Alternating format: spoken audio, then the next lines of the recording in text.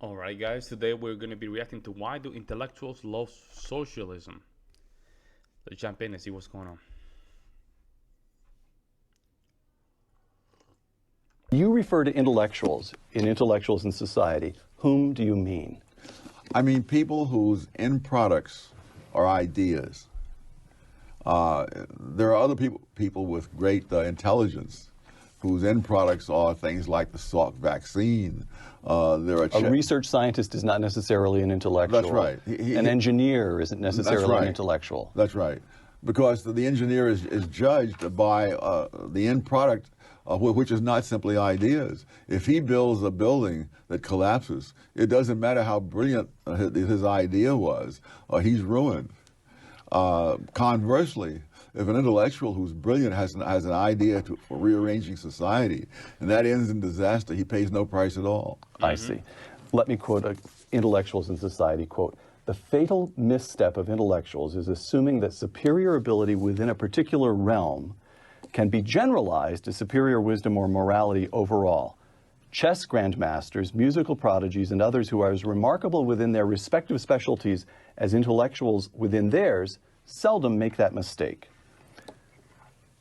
Explain that. Why would it? Well, let's take an example. Noam Chomsky, whom you write about in Intellectuals in Society, whose work in linguistics, in the first place, I can't understand it, but as best I can tell, everyone who understands his technical work within the field, within his discipline of linguistics, considers him one of the great figures of the 20th century. And his work in politics?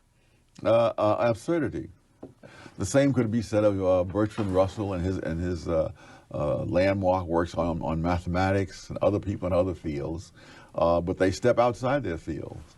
And I think I mentioned this in a couple of videos ago about a lot of these musicians or sports, people that play sports, they think because they're successful in their concentrations. My bad, folks. They think because they're successful enough, they think that they can just bring that success to the area of politics, and politics is a different ballgame.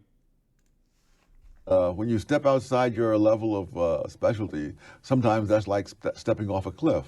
And why is it that intellectuals, that is to say people whose end product is ideas, should succumb to that temptation more than, to use your example, a chess grandmaster? Because a chess grandmaster can be world famous for doing absolutely nothing more than winning chess tournaments and making displays, as many of them do. Back, guys, the camera is playing games right now. Of playing 5 chess games simultaneously while blindfolded. So Bobby Fischer had no need to opine on the politics of the day because he was getting rich and famous and making a brilliant career for himself within his narrow profession. That's right. That's right. Yeah, that's right. That's what it is. But intellectuals, what? They languish in obscurity, no matter how smart. Well, the whole question of when is someone well known or not came up during the visit of Jim Flynn from New Zealand here a few years ago. He's one of the world's authorities on IQ tests. People, in India know about Jim Flynn. People in England, he made a world tour. But I doubt if the people in the next block from where he lives know who he is. I see. All right. It is far easier to concentrate, again, I'm quoting from Intellectuals in Society, it is far easier to concentrate power than to concentrate knowledge. Yes. What bearing has that got on the influence that intellectuals have over society as a whole?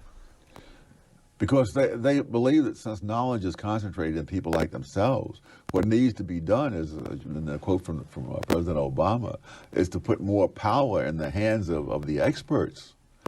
So the intellectual temptation is to say, look, we already know everything. That's right. If only we also had the power, all the power, yes, everything would be just fine. Yes. And what's wrong with that view? Why isn't that a sensible view? One, they don't know everything. They don't know 1/10 of everything. In fact, I've argued that they probably don't know 1% of the consequences. And not only that, they don't even understand how money works. My God, they don't even understand how money works. They don't understand how to create currency. They don't understand nothing. And somehow we electing these people, and they know how they're gonna just really Many things happen. Think about it, folks. We have politicians, and somehow they're gonna manage to build wealth without knowing how to build wealth. Isn't that insane? Consequential knowledge in a society. Consequential knowledge is a concept that runs through this book. Explain that concept. Knowledge whose presence or absence has consequences, serious consequences. I mean, I was once in a plane that was coming down for a landing in the Ithaca airport, and suddenly the pilot gunned the motor and went up again because someone in the control tower had reminded him that he hadn't lowered his landing gear. So that was consequential knowledge, right? Yes, yes. I was just delighted that that person had his eyes open and his mind on his work. So the notion here is that the kind of knowledge, the kind of consequential knowledge required to prove effective in governing a nation such as the United States with the biggest economy in the world, 300 million people, you can put together quite a large group of professors, and they're still not going to possess the knowledge that would enable them to run General Motors, for example, or to run the nation's healthcare system, for example. Oh, absolutely. In fact, one of the things that has happened all around the world in the 20th century was that all sorts of countries have tried central planning. Now, the guys who run the central planning, they usually have advanced degrees from prestigious institutions. They have mountains of statistics sitting there, and they have all the experts in the country at their beck and call. And yet, when you take the power out of their hands and return it to the market, then all the hundreds of millions of people who don't have any of those things usually end up with a higher rate of growth and a more rapid decline in poverty. Probably because maybe their ego, right, their pride, is not allowing them to move forward. Maybe that's what I'm thinking. Like, is it that? Is it that maybe their ego is not allowing them to move forward, and because they have these degrees in their mind, they think that they know better. That might be the reason. Consequential knowledge, by its nature, tends to be diffused, widely diffused. Yes, yes. Right.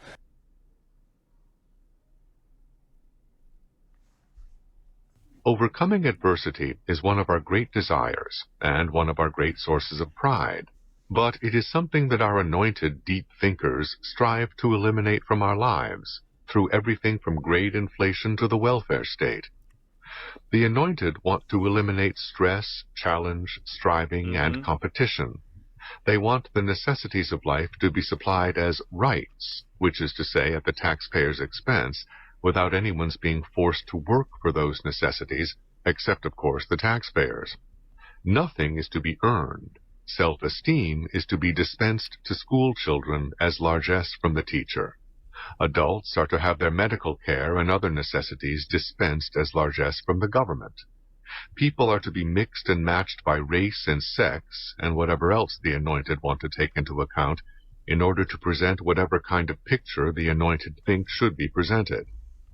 This is a vision of human beings as livestock, to be fed by the government and herded and tended by the anointed. All the things that make us human beings are to be removed from our lives, and we are to live as denatured creatures controlled and directed by our betters. Those things that help human beings be independent and self-reliant, whether automobiles, guns, the free market, or vouchers, provoke instant hostility from the anointed. Automobiles enable you to come and go as you wish, without so much as a by your leave to your betters.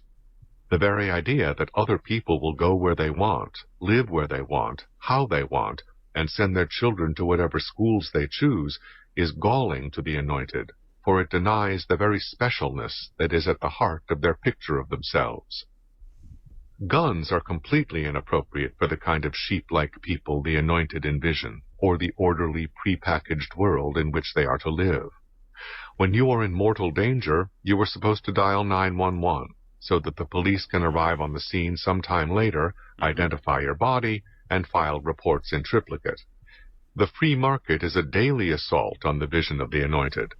Just think of all those millions of people out there buying whatever they want, whenever they want, whether or not the anointed think it is good for them.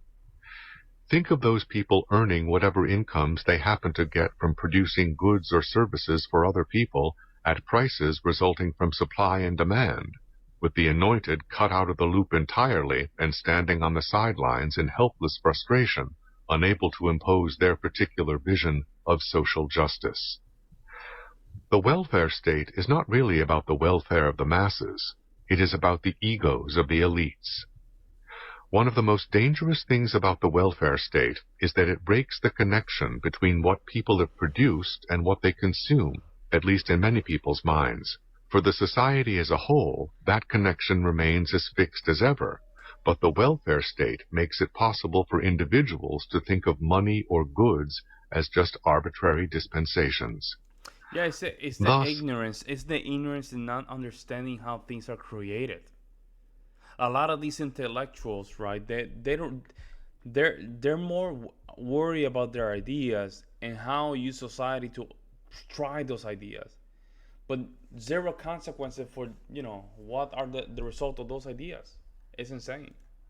those who have less can feel a grievance against society and are less inhibited about stealing or vandalizing, and the very concept of gratitude or obligation disappears, even the obligation of common decency out of respect for other people. Mm-hmm. The next time you see a bum leaving drug needles in a park where children play or urinating in the street, you are seeing your tax dollars at work and the end result of the vision of the anointed.